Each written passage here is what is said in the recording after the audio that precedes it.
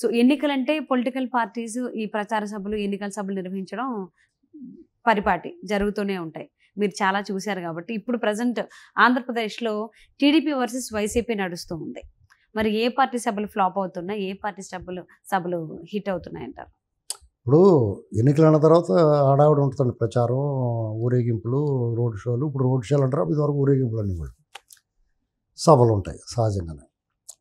అయితే ఆంధ్రప్రదేశ్లో గత 3 ఏళ్ల నుంచి కూడా కరోనా అనంతరం టీడీపీ ఉధృతంగా బయటకు వచ్చింది అనేక అంశాల మీద.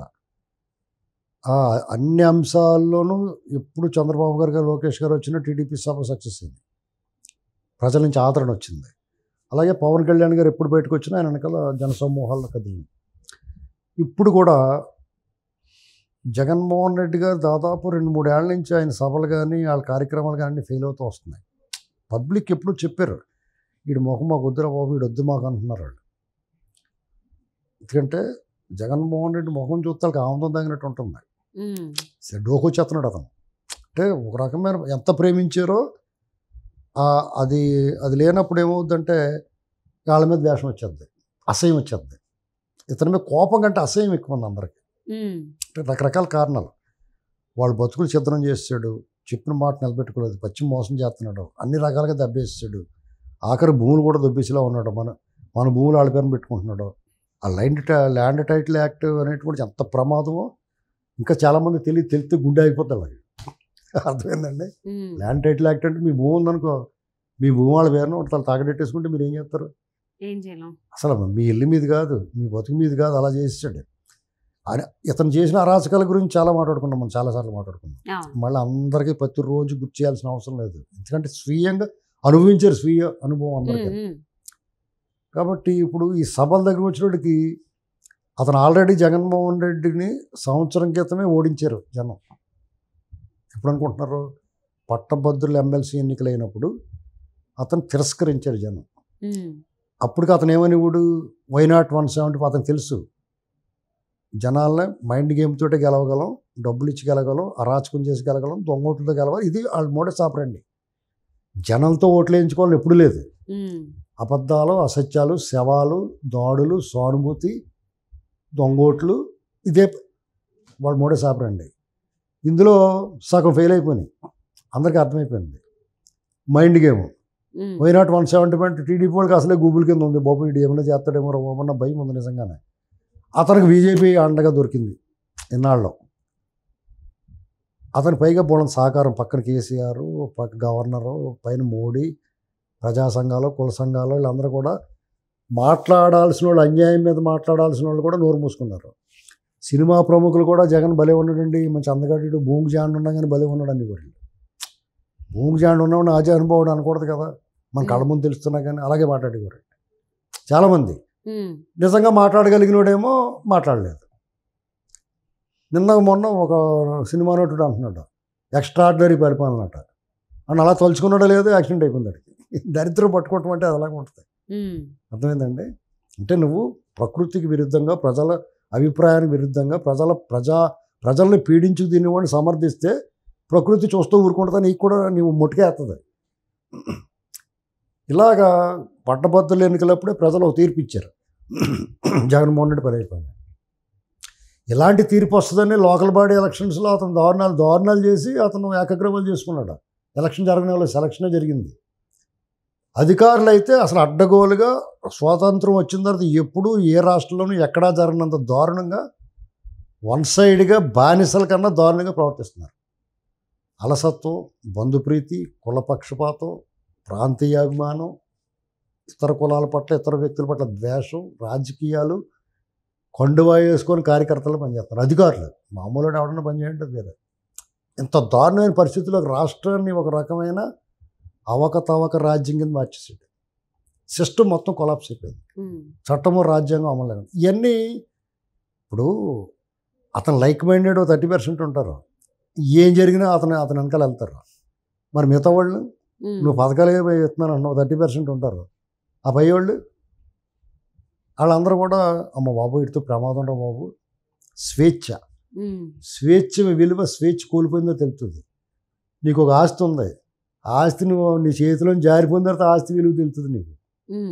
అది ఉన్నంతకాలం నీకు ఇప్పుడు ఇల్లు ఉంటుంది మీకు అందంగానే, హాయిగా అందులో ఉంటారు. అది అమ్మేసుకుని ఇంకో ఇంట్లో పోయారనుకో, ఒక కొత్త ఇంట్లోకి వెళ్ళిన తర్వాత అద్దెకి దిగారనుకోండి, ఆ ఇంటి వాళ్ళు రంగులేకు, మేకు కొట్టకో, లైట్ ఆర్పు, ఇలాంటి కండిషన్లు పెడతాడు. అప్పుడు తెలుస్తుంది మీకు, ఓరు బాబు మన ఇల్లు ఏంటి అని. లేదా పక్కింటోడు ఏదో అబ్జెక్ట్ చేస్తాడు, మీ కుక్కనిలా వదలకండి, ఇలాంటివన్నీ. స్వేచ్ఛ స్వతంత్రం మనది అనేటువంటి భావన మనది కోల్పోయిందో తెలుస్తుంది. ఈ ప్రజలందరికీ అలాగే అర్థమైంది.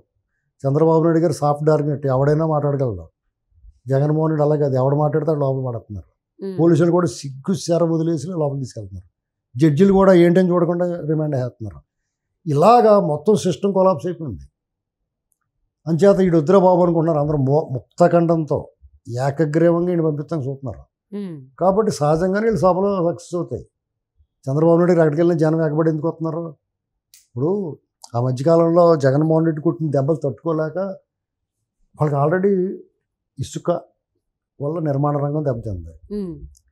దాని మీద ఆధారపడిన వాళ్ళు దాదాపు 40 లక్షల మంది ఉన్నారు కార్మికులు. అనేక రకాలు, కార్పెంటర్లు, daily workers, masons, painters, electricians, రకరకాలుగా వాళ్ళందరూ కూడా ఒక రాత్రి రోడ్డు మీద వచ్చినాయి వాళ్ళ బతుకులన్నీ.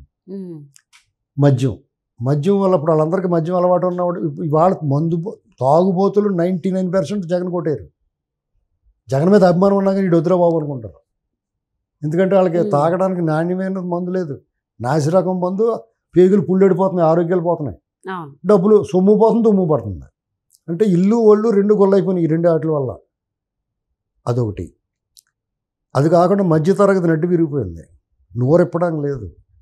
చిరు వ్యాపారులు, మధ్యతరగతి వ్యాపారులు, పరిశ్రమలు ఉన్నవాళ్ళు, కాంట్రాక్టర్లు, గనుల యజమానులు అందరిని వేధించి తినేసాడు. ఎవడు మాట్లాడటం లేదు, వాళ్ళు వ్యాపారం లాగేసుకుంటున్నారు. కేబుల్ వాళ్ళ దగ్గర కూడా దొబ్బేస్తున్నారు. ఎవరిని బతకనివ్వట్లేదు. రోడ్ సైడ్ స్ట్రీట్ వెండర్స్ని కూడా వదిలిపెడతలేదు.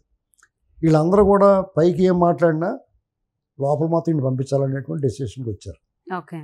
కాబట్టి చంద్రబాబు నాయుడు గారు సభలు పెట్టినప్పుడు కరోనా అప్పుడు చూశారు వాళ్ళు. రుయా హాస్పిటల్ అక్కడ అలా చనిపోయారు ఆక్సిజన్ లేక. లేకపోతే గ్యాస్ లీక్ అయినప్పుడు ₹1 ఇస్తానని మోసం చేయటం, అన్నమయ్య గేట్, అన్ని విషయాలు ఫెయిల్ అయిపోయాడు. వాళ్ళకి ప్రతిరోజు ఏం గుర్తుకొస్తుంది? చంద్రబాబు నాయుడు గారు ఉన్నప్పుడు ఇలా కదా అనిపించదా మీకు? అప్పుడు ఒక చిన్న ఎగ్జాంపుల్ చెప్తాను. మంగళగిరిలో ఒక ఆర్టీసీ డ్రైవర్ ఉన్నాడు. అతనికి ఒక ఇల్లు ఉంది. ఆ ఇల్లు ఒక విలేకరు, ఒక పత్రిక విలేకరు, జగన్కి సంబంధించిన పత్రిక విలేకరు, అది దుబ్బేయడానికి చూస్తున్నాడు, లాగేసుకుంటున్నాడు. అప్పుడు ఆయన ఏమన్నాడు తెలుసా? అయ్యా చంద్రబాబు గారు, టీడీపీ వారు రెండయ్య బాబు రక్షించండి అయ్యా అని అడిగాడు. అంటే దాని అర్థం ఏంటి? టీడీపీ వాళ్ళు వస్తే, చంద్రబాబు గారు వస్తే తప్ప రక్షణ లేదు మనకి అనేటువంటి భావన ఆటోమేటిక్గా వ్యక్తం చేశాడు అతను. అంటే గజేంద్ర మోక్షంలోనూ మొసలి ఏనుగుని పట్టేసుకుంటుంది. అప్పుడు ఏనుగు ఆ విష్ణు గురించి ప్రార్థన చేస్తుంది. అలాగ మారిపోయిన పరిస్థితి. అందుకని ఆయన మీటింగ్ పెడితే జనం కూడా వస్తున్నారు. దానికి తోడు పవన్ కళ్యాణ్ గారు కబక్కన స్పందిస్తాడు సమస్య పట్ల. ఎవడన్నా కష్టం ఉందంటే రూపాయి తీసిస్తాడు. ఆయన సంపాదించుకున్న సంపాదన. అంతేగాని ప్రజల సొమ్ము, ఊరు పసుపు, ఊరు కుంకుమతో పేరంటం చేయడం ఆయన జగన్మోహన్ రెడ్డి లాగా. జగన్మోహన్ రెడ్డి ఇప్పుడు జీవితంలో పావడా తీసిచ్చాడు ఎవరికన్నా? ఇవన్నీ జనం అబ్జర్వ్ చేస్తారు. ఆ పిచ్చిలో ఉన్నవాళ్ళు, అచ్చం ఆయనలాంటి స్వభావం ఉన్నవాళ్ళు, ఆ పైశాచిక ప్రభుత్వం ఉన్నవాళ్ళు వదిలేండి, ఇంకా వాళ్ళు మనమేం బాగు చేయలేము. మిగతా 70% మంది వీళ్ళందరూ కూడా చంద్రబాబు గారు, పవన్ కళ్యాణ్ గారు యువగడం, అదే ప్రజాగడం సభలు ఎక్కడ పెడితే అక్కడ ఎగబడి వచ్చేస్తున్నారు. పొత్తు కలుస్తుందా సరిగ్గా ఉంటుందా అనుకుంటే జనసేన టీడీపీ పొత్తు మాట సూపర్ సక్సెస్. వాళ్ళ జెండాలు వేరే, ఎజెండా ఒకటే కదా ఉంది. బీజేపీ కూడా కలిసింది కానీ కొంచెం వాసన వస్తుంది కానీ ముక్కు మూసుకుంటే నడిచిపోద్ది అది కూడా కథ. ఎందుకంటే వాళ్ళు కూడా కొద్దిగా వాళ్ళు చేయాల్సినవి చేస్తే వాళ్ళని కూడా యాక్సెప్ట్ చేస్తారు, లేదంటే పోతారు. అయితే ఒకటి మాత్రం, జగన్మోహన్ రెడ్డి సభలకి జనం తుపాకి దెబ్బ కనపడతలేదు. గత ఎన్నికల ముందు గోదావరి బ్రిడ్జి నిండగొట్టేసి పెద్ద హడావుడి చేశారు. ఇప్పుడు రాజమండ్రిలో ఎవరన్నా రండి, పెద్దాపురం పాలకోవ రూపాయికి 5 బిళ్ళలు, ₹2కి 10 బిళ్ళలు అని చెప్పేసి పబ్లిసిటీ చేస్తారు కదా. తెలుసా మీకు? మనం తూర్పుగోదావరి వాళ్ళు తెలుస్తుంది. పెద్దాపురంలో పాలకోవ బిళ్ళలు తయారు చేసి అమ్మేవారు. అవి ఏం చేసేవారు అంటే చిన్న బండి మీద పట్టుకొచ్చేవారు.